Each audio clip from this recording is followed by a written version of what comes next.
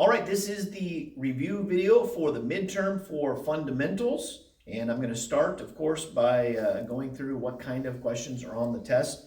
I do want to mention that you do need to bring a physical Bible to class, all right? Not, of course, on your phone or iPad or anything like that, but an actual physical Bible. I mean, you don't have to, but it's probably going to help you if you have it, all right? And so I have an essay question, which you're going to be allowed to use your Bible if you have a physical copy of the Bible here, all right? So don't forget to bring that. All right, the first section is a matching section, and that is matching the different people with the false religions and false philosophies that were given in the late 1800s. We have a multiple choice section. Then we have a short answer section on the test. All right, a true and false section. And then a matching section, matching the different empires in the book of Daniel with what they're represented. Of course, we spent a lot of time in the last class on that. And then one essay question, a few bonus questions as well. So anyway, that is a brief overview of the test there. I think the essay question is, let me look here to make sure. All right, worth 5 points, all right? So it's worth a little bit more than the regular test questions are, all right? All right, let me go through some of the things that you will see on here. Of course, we mentioned a higher and lower criticism made popular by Julius Wellhausen. Of course, we mentioned the false religion of Mormonism, founded by Joseph Smith. The philosophy of existentialism was given by Friedrich Nietzsche. Both words are hard to say. That'll help you, I think. All right, of course, the theory of evolution given by Charles Darwin. Progressive education by John Dewey. Seventh-day Adventism by Ellen G. White. And I always get her confused with Christian Science, Mary Baker Eddy. And so just think the baker was cooking up some science, all right? Christian Science isn't science, all right? So maybe that'll help you on that. Of course, we mentioned Jehovah's Witness, all right, Charles Taze Russell. The Unity Movement, founded by Charles and Myrtle Fillmore. Of course, that is a husband and wife team, and they were unified in it, all right, the Unity Movement. And we mentioned the Charismatic Movement, founded by Charles Parham and Henry Seymour. We mentioned the fundamentals were organized by, especially by R.A. Torrey, and of course A.C. Dixon as well, but mainly R.A. Torrey. We mentioned a higher criticism, of course, is the study of the historical origins, dates, and authorship of books of the Bible, all right? And it's different than lower criticism, which deals with manuscripts, codices, versions of different versions, all right? So lower criticism kind of deals with the paper itself, all right? Higher criticism deals with the writing style and things like that, all right? We mentioned that higher criticism is based on 3 different things: subjective conclusions, German fancies, and anti-supernaturalists. And of course, we talked about the Germans, really the founder of a lot of higher critical ideas.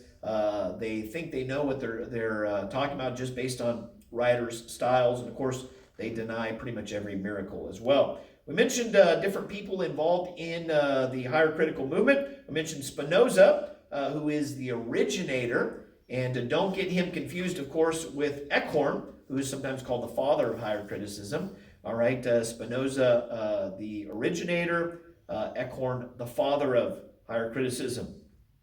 Graff, of course, advocated the theory of Jehovistic and Elohistic. By the way, he did not invent that theory, all right? He just kind of made it popular. Julius Wellhausen gave us a history of Israel, and that changed a lot of the time frame of different books in the Bible.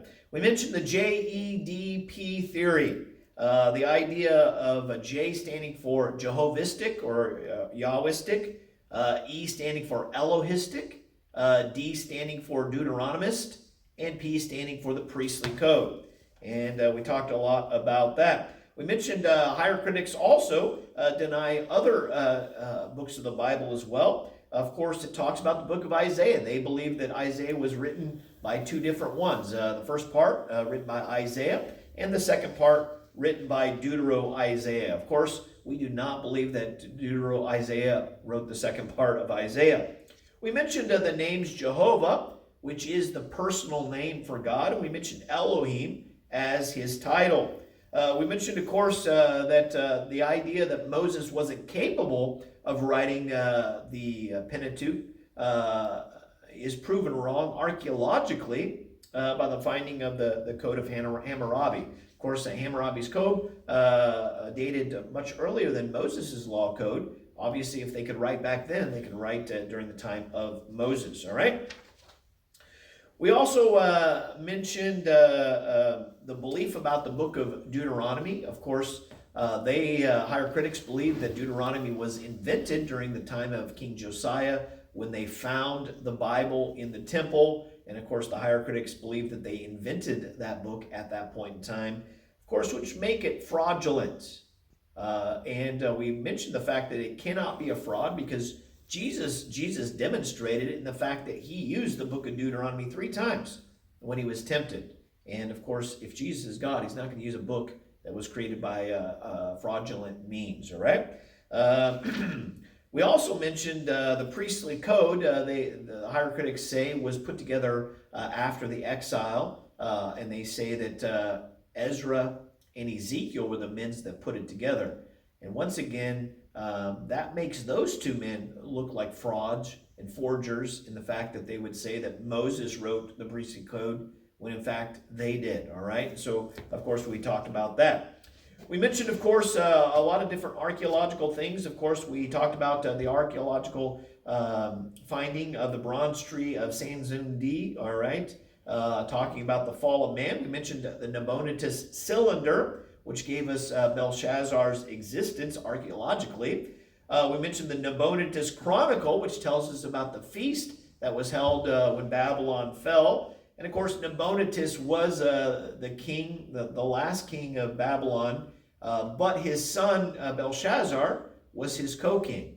And that is why, of course, that Daniel was offered third place in the kingdom instead of second place in the kingdom.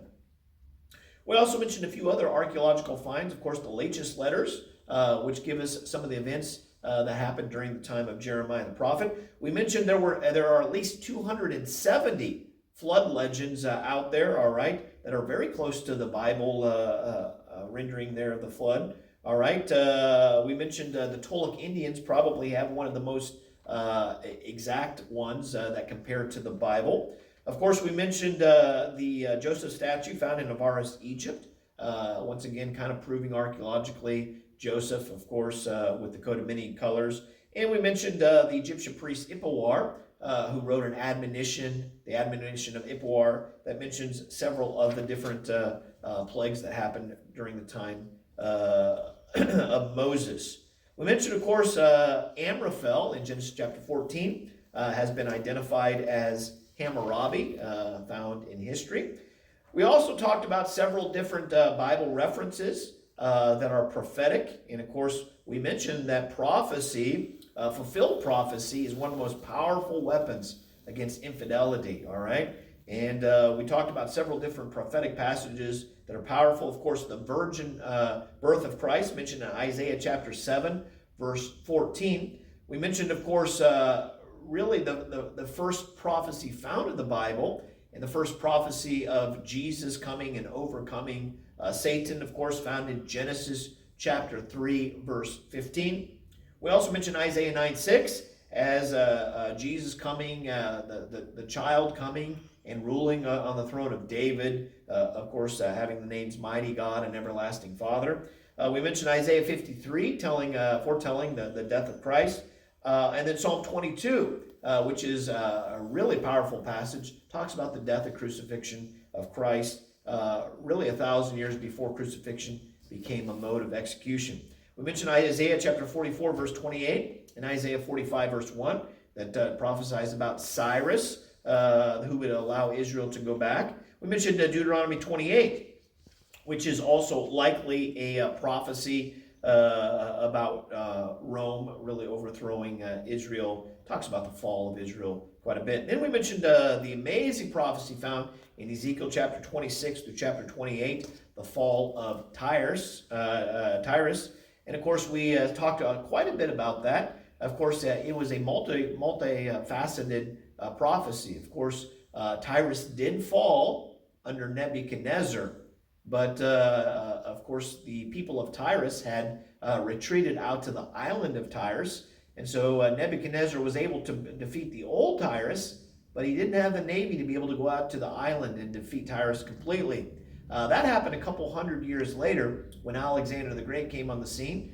And Alexander the Great, of course, had the same situation where he couldn't get out to the island. And so he took all the building material of old Tyrus, all the walls, all the broken down things, threw it in the water and built a causeway all the way out to the island of Tyrus. And of course, that fulfilled the amazing prophecy there, in that even the very dust of Tyrus would be thrown into the ocean. It would be scraped like the top of a rock, and fishing nets would be spread on there. And of course, even today, there's a fishing village in the area where old Tyrus is, and the fishing nets are still spread there, of course. And so we did mention that both Nebuchadnezzar and Alexander the Great conquered Tyrus. All right, we mentioned, of course, as well, several of different prophecies found in the book of Daniel. Of course, we mentioned Nebuchadnezzar's dream, the head of gold being Babylon. We talked about the different prophecies in the book of Daniel. Of course, Daniel, the head of gold being the Babylonian Empire, the chest and arms of silver being the Medo-Persian Empire, the belly and thighs of brass being the Grecian Empire, and then, of course, the legs of iron being the Roman Empire, and the feet of iron and clay being the Antichrist revived Roman Empire. We also mentioned Daniel had a dream that was very similar, and of course that was Babylon was represented by a lion with eagle's wings. The Medo-Persian Empire was represented by a bear raised up on one side. The Grecian Empire was represented by a leopard with 4 wings. And of course, the Roman Empire mentioned represented by a monster, really, with 10 horns, all right? And then we mentioned, of course, that one of the horns, the little horn, represents the Antichrist coming out of the Roman Empire. We also mentioned prophecy in Daniel chapter 8 that talks about a ram with 2 horns.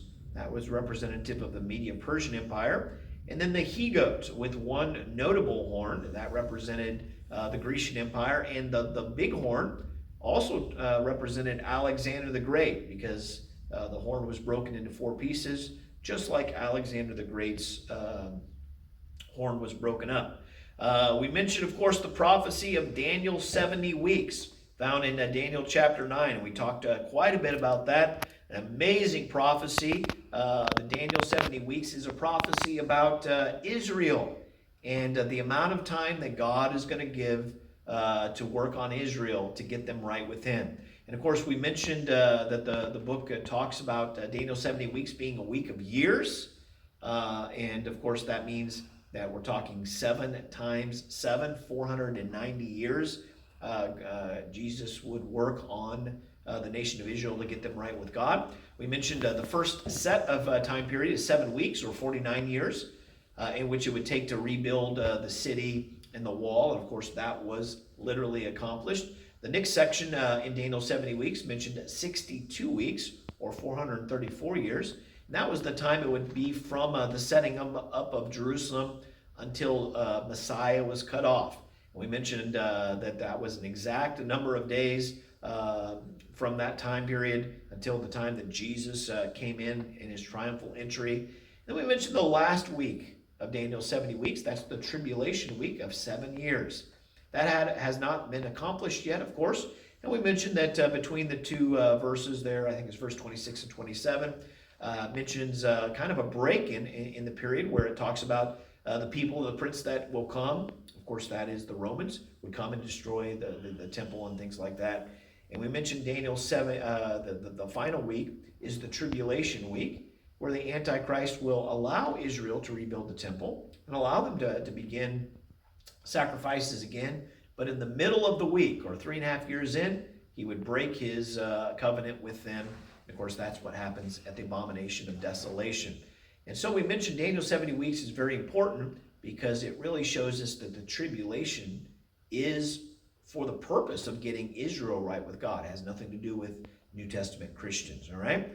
We also mentioned the amazing prophecies found in Daniel chapter 11, which is almost 300 years of wars between Syria and Egypt over the Holy Land.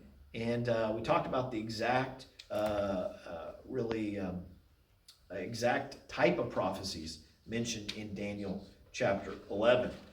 We lastly jumped very quickly into the area of the resurrection of Christ. We mentioned the doctrine of the resurrection, mentioned over 104 times in the Gospels. We talked about the fact that the crucifixion really loses its meaning without the resurrection. We didn't get very far in the resurrection, so there's just a little bit represented there on that. Hope you'll study very hard. I think this is a good review video, and we'll see you on Tuesday.